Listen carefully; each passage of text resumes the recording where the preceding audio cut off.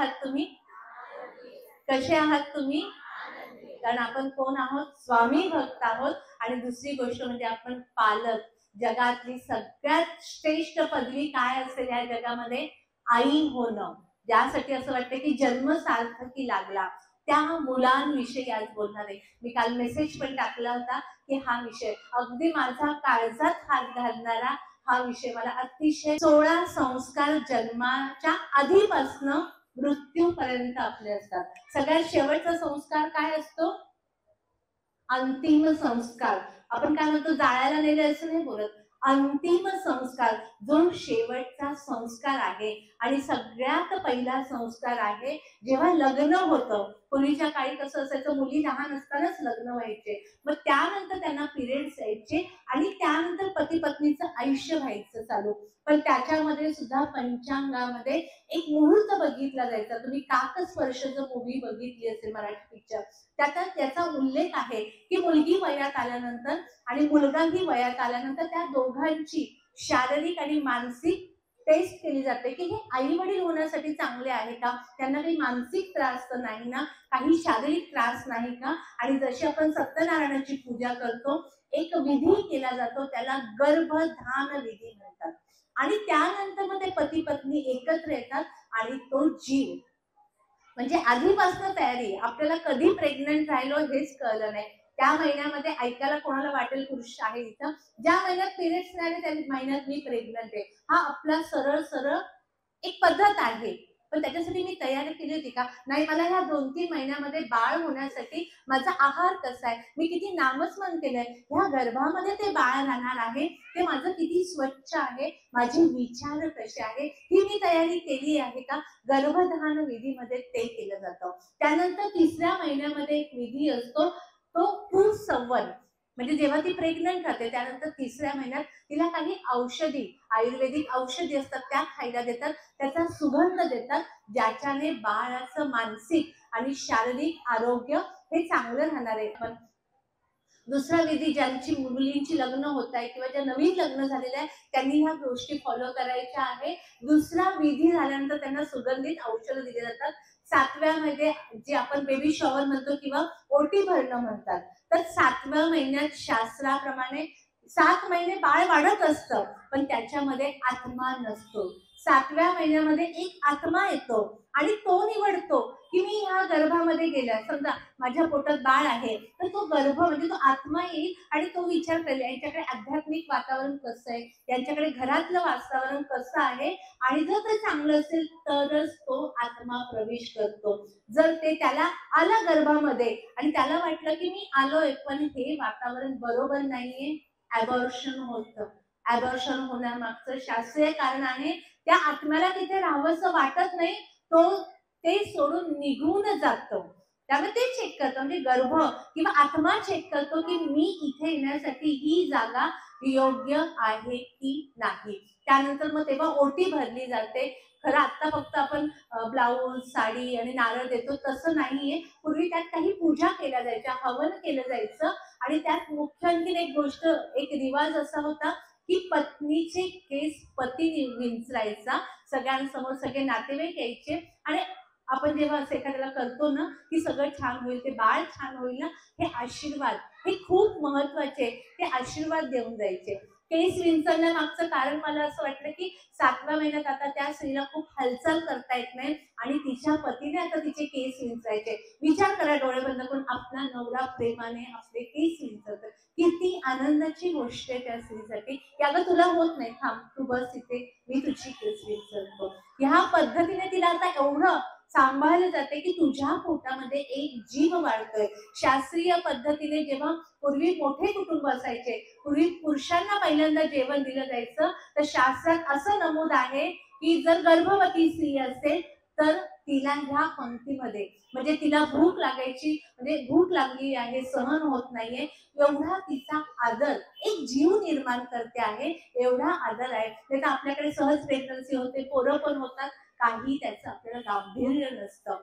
आज प्रत्येक क्षणाला तो गर्भ वाढतोय.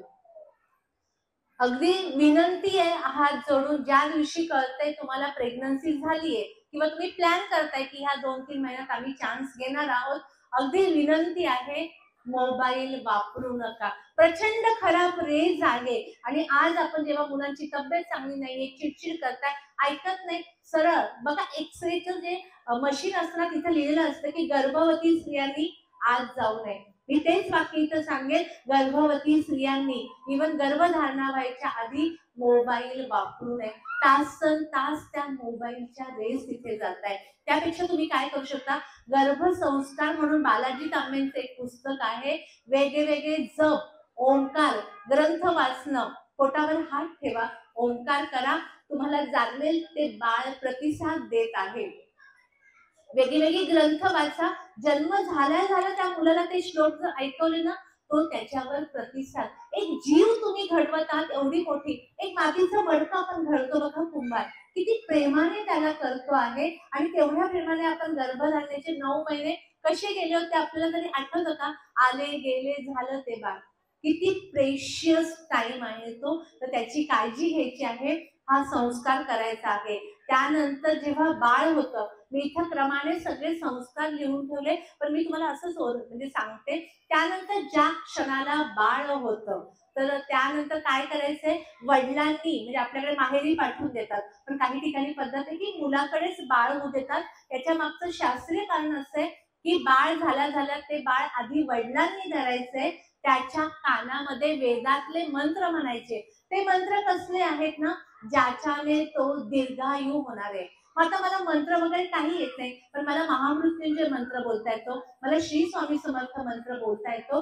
तर त्या वडिलांनी त्या बाळाला घ्यायचंय, कानामध्ये तो मंत्र बोलायचा आहे. म्हणजे वडिलांचं काम काय आहे, त्याला दीर्घायुष्य द्यायचं, आणि आईचं काम काय, त्याचं पोषण करायचं. आणि मग त्या वडिलांनी त्या आईकडे ते बाळ द्यायचंय, आणि तेवढ्याच प्रेमाने, आणि मग त्याने स्तनपान. निसर्गाची किती मोठी गोष्ट आहे. इकडे डिलिव्हरी होते आणि इकडे आईला दूध येतं. चमत्कार वाटत नाही का? म्हणजे केवढा मोठा चमत्कार देवाने करून ठेवलेला आहे.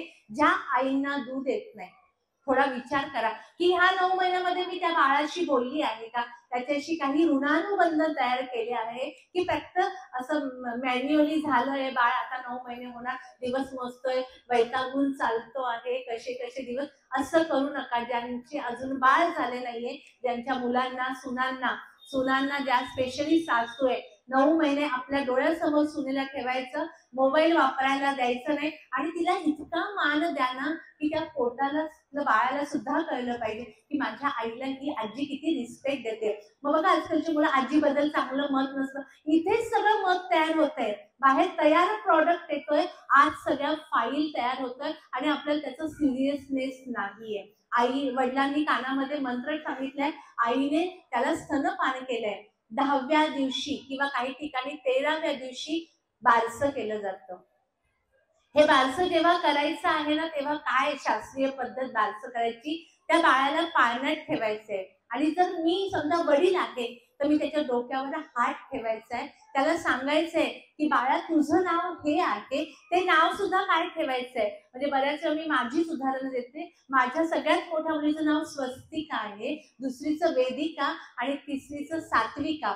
जी नावं म्हणजे लक्ष्मी आहे, भगवती आहे, जी प्रसन्न करणारी, नाही तर रॉकी, हे काही नाव आहे का, किंवा आणखी काही, आता मला पटकन आठवत नाही. पण आपण नाव काय ठेवत आहोत त्या पद्धतीने ते बाळ तयार होतं. तर त्याच्या डोक्यावर हात ठेवायचे, आणि बाळा तुझं नाव हे आहे, आणि मी तुझे वडील आहोत, मी तुझी आई आहे.